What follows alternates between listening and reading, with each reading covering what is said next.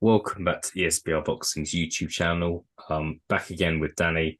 Just seen Derek Chisora beat Gerald Washington on the undercard of Anthony Joshua versus Robert Helenius with scores of 97-94, 98-93, and 96-94. Danny, not the best watch, not a fight of the year contender. Two fighters kind of well past their best and pretty grim watching. I would say personally. What did you think? Yeah, it was awful. Like, I know you'd like to try and dress these things up sometime, but I will not entertain anyone defending that fight in any shape or form. Shouldn't have been happening. I don't know how it wasn't. I know the focus was always through this week around Joshua and the change of opponents surrounding the Dylan White stuff, but I thought it a bit strange how the question wasn't maybe being asked more sort of why is Chisora still happening, and anytime it sort of was raised, it was the fact, basically sort of what you alluded to me there now, that he's fighting someone who's also old and past it. But even still, like, you sort of, some boxing fans think if you're not taking an absolute beating or you're not getting knocked out, that it's fine if that's 10 more rounds of punches to his head from a fully fledged heavyweight. And yeah, it was tough. It was tough to watch, to be honest.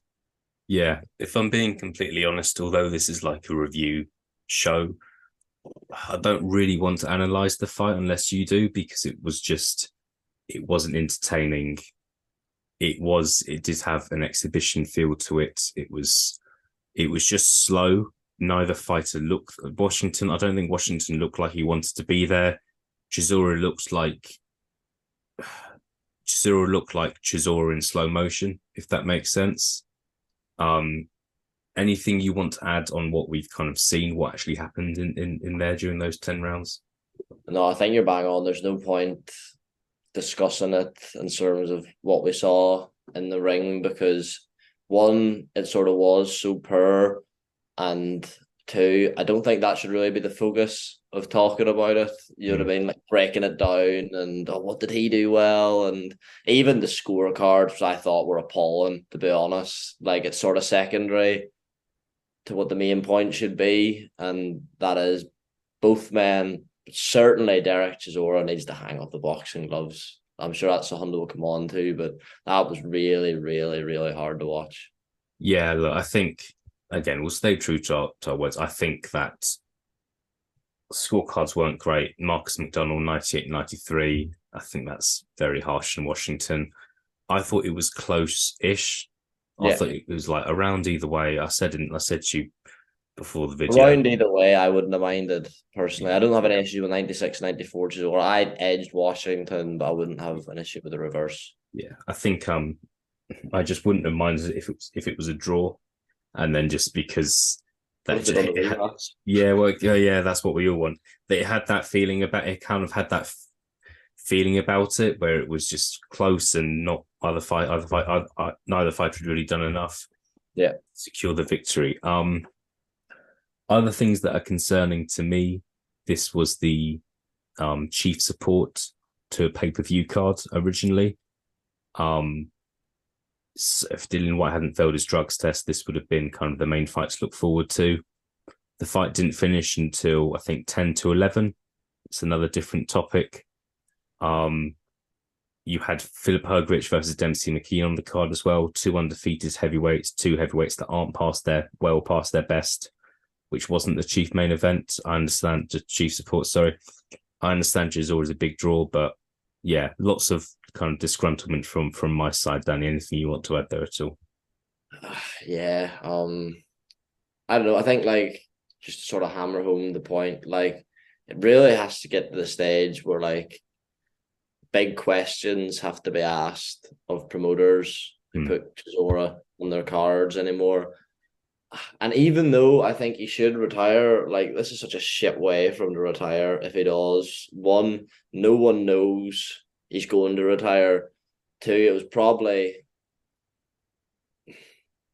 up maybe with the Ajit Kabayel fight and leaving the Fury fight aside, the most least entertaining Derek Chisora fight I've ever watched. The Pulev fight wasn't great, but it was a lot better than that. Yeah. Which is quite sad, but that's secondary to like the fact that he actually should retire. You wonder if he will, though. I mean, it's pretty crazy that this fight was funded entirely by Skills Challenge. What's that about?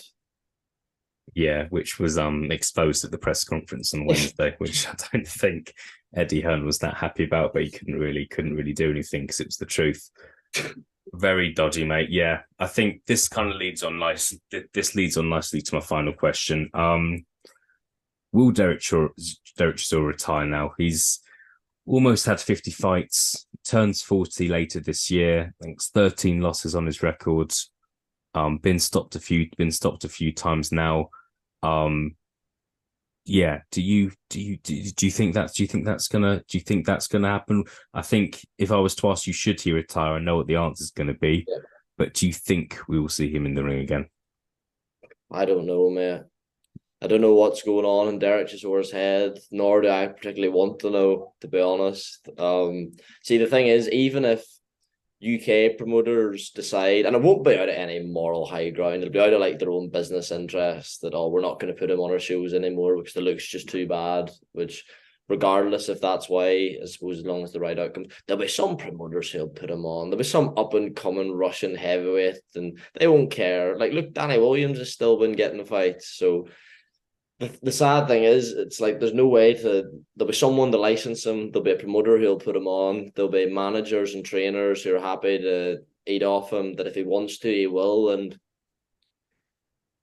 they always say he carries on because how much he loves fighting. He loves fighting, and I think if that's the case, he might retire because how much can you really enjoy that? Like it wasn't like a war. It was just, and it was still, I'm sure, it was very physically taxing for him, especially at his age. But if he's in the position where he financially feels the need to keep fighting, which would be hard to get your head around given some of the money he's earned, then that's where it becomes really, really, really sort of dark. And you hope that's not the case. But as I said, hope he hangs them up. Yeah, I'd say this was, apart from a couple of like the one-sided defeats he's been on the end of, i.e. the last Fury fight, this was probably the first time I've seen him in the ring tonight in a fight that he's been competitive in, a fight he's ended up winning. I've looked at him and like his body language and his reaction when the final bell went showed me that I'm not sure he enjoyed fighting tonight. Yeah.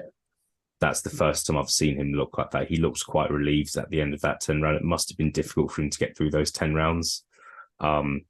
And I'm glad in some way, I'm glad he was in there against Gerald Washington tonight rather than Hrgovic or Joshua himself or a genuine kind of top 10, top 15 guy, because that wouldn't be safe. Danny, yeah, going to end it there. Not much for a review show, but yeah, we'll see what happens with Chisora next. We know he's quite active on the boxing scene. He's done some promotional work over in Saudi Arabia in recent months. So we'll see what's next. Danny, thank you for joining me, and I'll speak to you again soon. Thanks, mate.